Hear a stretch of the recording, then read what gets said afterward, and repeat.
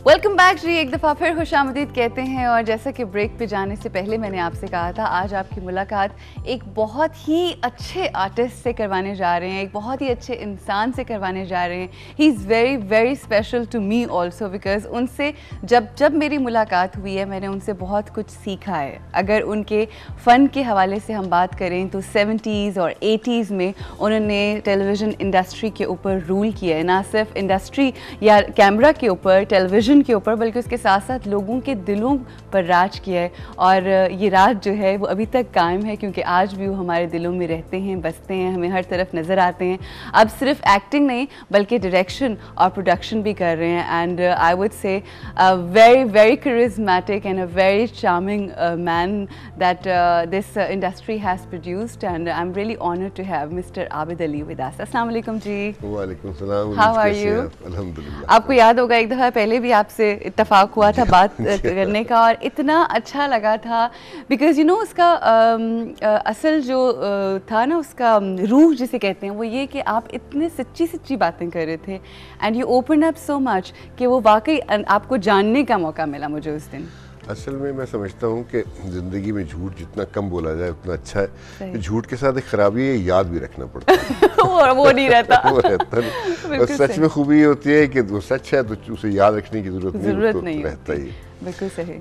तो अच्छा अभी साहब, आप कराची से लाहौर आए हुए हैं। वैसे तो लाहौर आपका बहुत अरसा गुजरा, मगर finally you have move to Karachi. तो कैसा लग रहा है वापस लाहौर आके? लाहौर हमेशा से अच्छा था।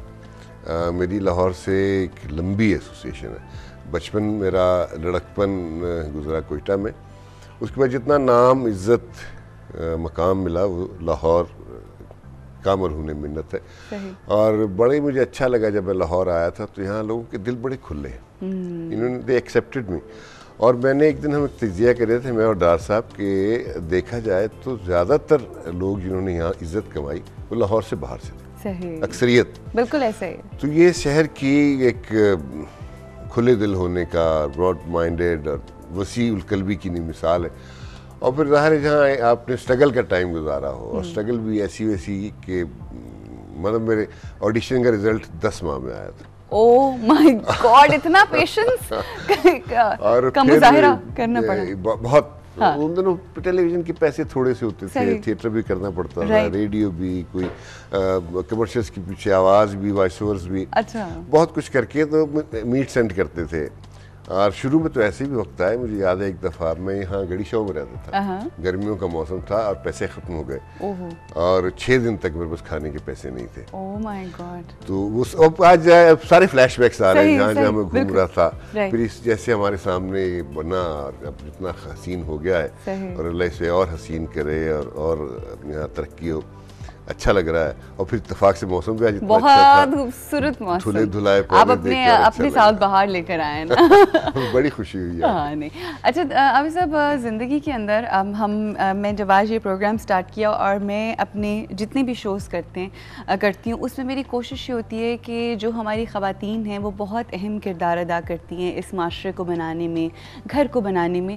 तो मेरी कोशिश होती है कि कुछ ऐसा पैगाम दिया जाए पॉजिटिव कि उनकी ज़िंदगियाँ ना सिर्फ अच्छी हों बल्कि साथ साथ जो उनके घर वाले हैं उनकी ज़िंदगियाँ बेहतर हों।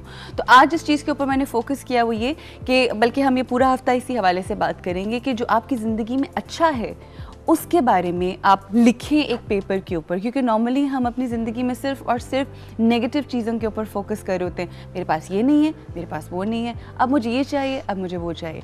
मैं अगर आपसे पूछूं कि आपके पास ज़िंदगी में अगर एक पेपर और पेन दिया जाए और आपसे कहा जाए कि आपके पास कौन सी ऐसी नेमतें हैं जिनका शुक्र अगर आप हर वक्त भी अदा करें तो वो कम है, तो आप क्या क्या लिखेंगे उस पेपर पर?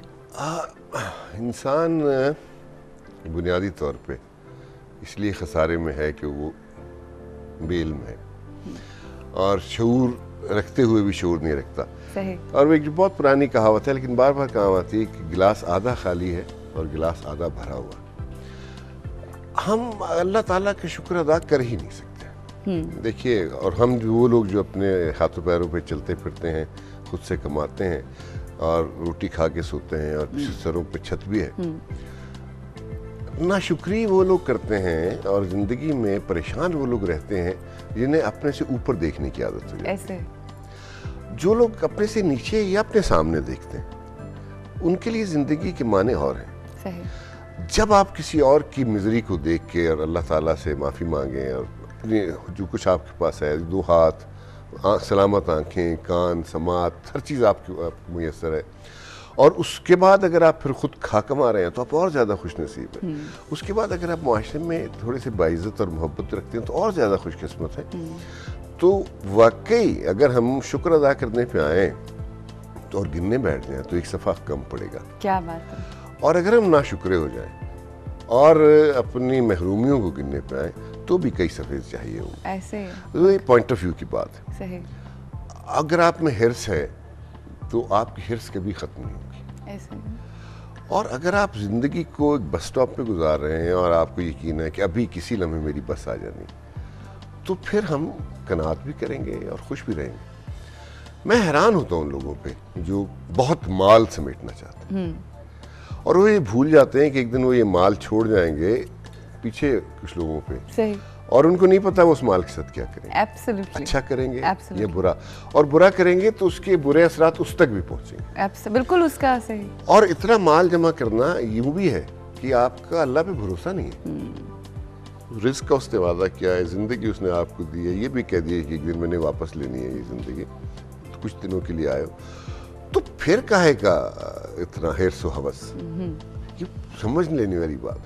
अब देखिए ना, सब ने अपने माँ बाप को कब्र में उतारा, अपने अजीजों को कब्र में उतारा, अपने दोस्तों को कब्र में उतारा।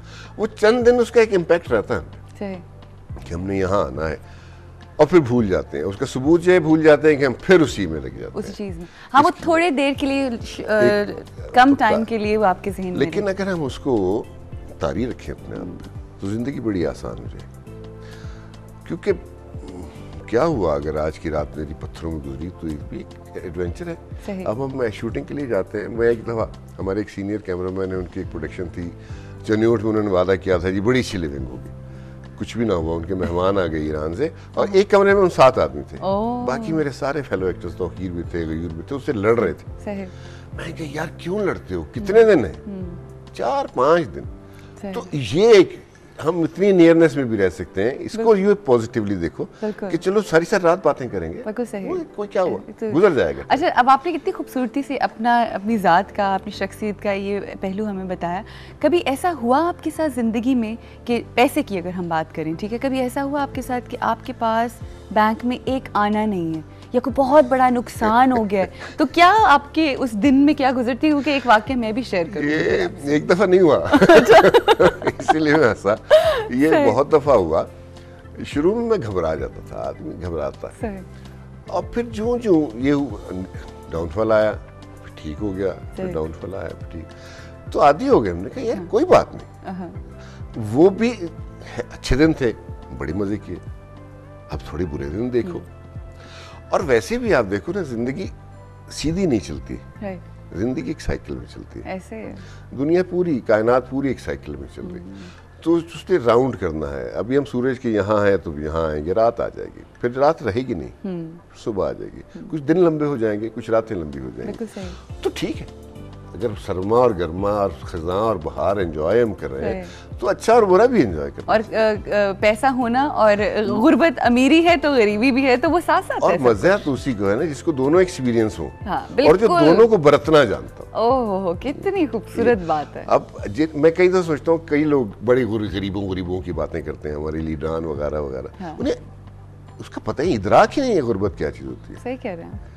कभी सड़क पे खड़े होके तो देखो, एयर कंडीशन गाड़ी से नीचे उतर के एसी लगवा के तकरीरें करने वाले लोग हैं, इनको क्या पता गरीब आदमी क्या चीज़ होती है।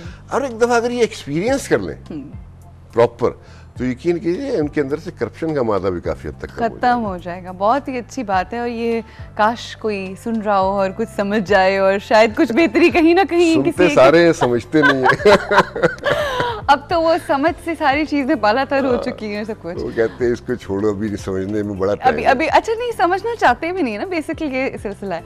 अच्छा, माशाल्लाह अल्लाह की ज़ात की बहुत सी अताएं हैं आपके ऊपर, अल्लाह का शुक्र है, पैसा भी है, ज़ाहिर है आप कमा भी रहे हैं, शोहरत है, अमारत भी है, खुशी भी नज़र आती है। मगर अगर मैं आपसे ये पूछूं कि शोहरत ज़्यादा है अमारत ज़्यादा है या खुश ज़्यादा हैं आप? तो इन तीनों चीज़ों में से एक मुझे बताइए कि ज़्यादा क्या हैं आप? खुशी फिर रिलेटिव टर्म है। गम तो इंसान के साथ ज़रूर होंगे, और बाज़ गम ऐसे होते हैं जो भी आप पे मुआश की वजह से आ जाते हैं। मतलब मेरी ज़िंदगी में जब मेरे बच्चे छोटे थे, जब मेरा दिल चाहता था उनके साथ टाइम गुजारने को और उनको मेरी ज़रूरत थी, तो मैं उनको अवेलेबल नहीं था। उससे हमारे दरमियान एक कम्युनिकेशन गैप क्रिएट हुआ। ये एक गम है जो चल रहा है। और बहुत सी खुशियाँ हैं कि अल्हम्दुलिल्लाह सब बड़े हो गए, सब ठीक है। अल्लाह करे वो अपनी ज़िंदगियों में मुझसे कहीं ज़्यादा कामयाब हों और मेरी सामने हो तो और मुझे ज़्यादा खुशी होगी। और शोहरत है, शोहरत को भी मैं अल्लाह की देन ही समझता हूँ, क्योंकि मैं जब कोयटा में था मैंने कभी तसव्वुर भी नहीं किया था कि मुझे कभी इतनी मोहब्बत मिलेगी। जब करियर सीकिंग का जो टाइम होता है, आई वॉज जस्ट फ्लैबरगास्टेड, क्या करूँगा, क्या बनूँगा, क्या होगा। हवा का झोंके ऐसे करते करते मुझे यहाँ ले आए और लोगों की मोहब्बत ने एतमाद दिया, तो मैं काम करता चला गया, अब तक कर रहा हूँ। जब तक ज़िंदगी है, अल्लाह से दुआ है कि वैसे ऐसे हंसते खेलते चलते फिरते जाना है, तो जाना ज़रा आसान ही रहे, बिल्कुल मोहताज ना करना किसी का। इमारत ना है न कुछ है। मैं एक बैड मनी मैनेजर, अच्छा, वेरी बैड मनी मैनेजर। मेरे पास जब होते हैं तो मैं बड़े मज़े से खर्च करता हूँ, और जब मेरे पास नहीं होते तो मैं बड़े आराम से आराम करता हूँ। मैं खुद ब खुद अपने वो लेवल्स नीचे ले आता हूँ। राइट, स्टैंडर्ड्स जो होते हैं। पैसे आ रहे होते हैं तो मैं अच्छे कपड़े खरीदता हूँ, पैसे नहीं आ रहे उसमें पुराने निकाल के तो पुराने वाले पहन रहे होते हैं। बस मेरा ख्याल वही है कि ये ज़िंदगी के अंदर कभी कुछ है, कभी कुछ है, कभी खुशी है, कभी गम, और उसके मुताबिक अगर आप उसको लेकर चलें तो ज़िंदगी बहुत बेहतर हो सकती है। मज़ीद और बहुत सारी बातें हैं, अभी तो हम लोगों ने शुरू किया, आगाज़ किया, और बहुत कुछ है जो हमें जानना है आज आबिद अली साहब से, वो जानेंगे इस ब्रेक के बाद।